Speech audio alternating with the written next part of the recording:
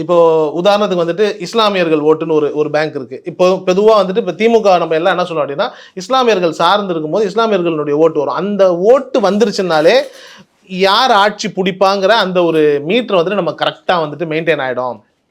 அப்படின்னு ஒரு பார்வை இருக்கு இல்லையா? தவிடுபடி ஆயிடுச்சுல்ல. நிறைய கான்ஸ்டிடியூவன்சிஸ்ல நிறைய தொகுதிகளில் நீங்க பாத்தீங்க அப்படின்னா இஸ்லாமியர்கள் நின்றா இல்ல இஸ்லாமியர்கள் சார்ந்து இந்த ஓட்டு நிறைய வரும், திமுகவுக்கு வரும்னு சொல்ல அந்தந்த இடங்கள்லயே பின்னடைவு. இப்போ உதாரணத்துக்கு வந்துட்டு இப்போ திண்டுக்கல் தொகுதியை பொறுத்த வரைக்கும் எல்லாம் என்ன சொல்லுவாங்க அப்படின்னா, பெரும்பாலும் வந்துட்டு இஸ்லாமியர்களுடைய வாக்கு வந்துட்டு அங்கே அதிகமாக இருக்கு. ஒரு 16% 17% இருக்குன்னு வச்சுக்கோங்களேன். என்னதான் இருந்தாலும் அந்த இஸ்லாமியர்களுடைய கூட்டம் எந்த பக்கம் இருக்குதோ அந்த பக்கம் தான் அந்த கட்சி தான், அதாவது அந்த தொகுதியில் ஜெயிக்குங்கிற ஒரு நிலை இருக்கு. இன்னைக்கு ஒண்ணுமே இல்லையே.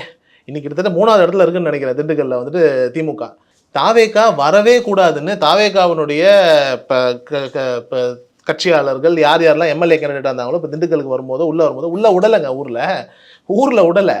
பைபாஸ்லேருந்து ஊருக்குள்ள நுழையும் போதே கலவரம் பஞ்சாயத்துன்னு விடாதது யாருன்னு உங்களுக்கே தெரியும் வைங்களேன். யார் விட மாட்டாங்க அப்படின்னு விடவே விடாத உள்ளுக்குள்ள வரவே முடியாத ஒரு ஊர்ல இன்னைக்கு லீடிங்ல இருக்கு தாவேகா. இது எப்படி சாத்தியமாச்சு அப்படின்னா என்ன அர்த்தம்? சைலண்டா ஒருத்தன் வேலை பார்த்துருக்கான் ஒவ்வொரு வீட்லையும். அது குழந்தையா இருக்கலாம், அந்த 18 வயசுக்கு உட்பட்டவனா இருக்கலாம். இதெல்லாம் தாண்டி பெண்கள்னு நீங்க சொல்றீங்க இல்லையா? நம்ம பெண்களுக்கு எல்லாருக்குமே ஒரு மனநிலை உண்டு. புருஷன் பேச்சு கிட்ட தான் ஓட்டு போட்டிருப்பாங்க இத்தனை வருஷமா.